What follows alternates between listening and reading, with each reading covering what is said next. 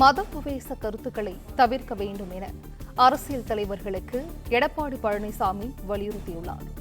அரசியல் தலைவர்கள் மத துவேஷ கருத்துக்களை அரசியலுக்காக தெரிவிப்பதை தவிர்க்க வேண்டும் என எடப்பாடி பழனிசாமி தெரிவித்துள்ளார்.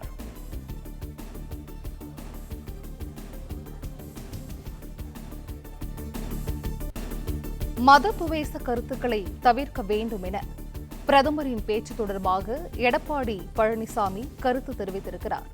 அரசியல் தலைவர்கள் மத துவேஷ கருத்துக்களை அரசியலுக்காக தெரிவிப்பதை தவிர்க்க வேண்டும் என எடப்பாடி பழனிசாமி தெரிவித்திருக்கிறார். கூடுதல் விவரங்களை செய்தியாளர் கார்த்தி வழங்க கேட்கலாம். கார்த்தி, வணக்கம். இது குறித்த விவரங்கள். மக்களவை தேர்தலை ஒட்டி ராஜஸ்தானில் பிரச்சாரம் மேற்கொண்ட பாரத பிரதமர் நரேந்திர மோடி அவர்கள் இஸ்லாமியர்களுக்கு எதிராக பல்வேறு கருத்துக்களை கூறியிருப்பதாகவும் இதுபோன்ற கருத்துக்களை தவிர்க்க வேண்டும் என்று அதிமுக பொதுச் செயலாளர் எடப்பாடி பழனிசாமி அவர்கள் அறிக்கை வெளியிட்டிருக்கிறார். இந்தியா ஒரு மதசார்பற்ற நாடாக இருக்கக்கூடிய சூழ்நிலையில் அரசியல் கட்சி தலைவர்கள், அதிலும் குறிப்பாக பாரத பிரதமர் போன்ற உயர் பதவியில் இருக்கக்கூடியவர்கள் இறையாண்மைக்கு எதிரான கருத்துக்களை தெரிவிப்பது உகந்ததல்ல என்பதை குறிப்பிட்டிருக்கிறார்.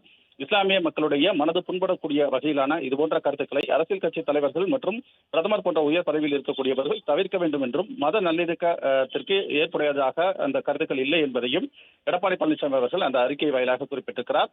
எனவே இந்திய இறையாண்மைக்கு எதிராக நாட்டின் நலனுக்காகவும் முற்றிலும் இதுபோன்ற கருத்துக்களை தவிர்க்க வேண்டும் என்று பிரதமர் நரேந்திர மோடி அவர்கள் ராஜஸ்தானில் இஸ்லாமியர்களுக்கு எதிரான இஸ்லாமியர்கள் குறித்து அவர் பேசியிருக்கக்கூடிய பல்வேறு கருத்துக்களை சுட்டிக்காட்டி இதுபோன்ற கருத்துக்களை வருங்காலங்களில் பேசுவதை தவிர்க்க வேண்டும் என்ற அடிப்படையில் அந்த அறிக்கையானது எடப்பாடி பழனிசாமி அவர்கள் தரப்பிலிருந்து வெளியிடப்பட்டிருக்கிறது. அதே நேரத்தில் நேற்றைய தினம் இது தொடர்பாக பல்வேறு அரசியல் கட்சி தலைவர்களும் பிரதமர் அவர்களுக்கு இது போன்ற கருத்துக்களை தவிர்க்க வேண்டும் என்ற அடிப்படையில் அவர்கள் அறிக்கை வெளியிட்டிருந்தார்கள். அந்த சூழ்நிலையில் தான் தற்போது எடப்பாடி பழனிசாமி அவர்களும் அதற்கான அறிக்கையை வெளியிட்டிருக்கிறார்.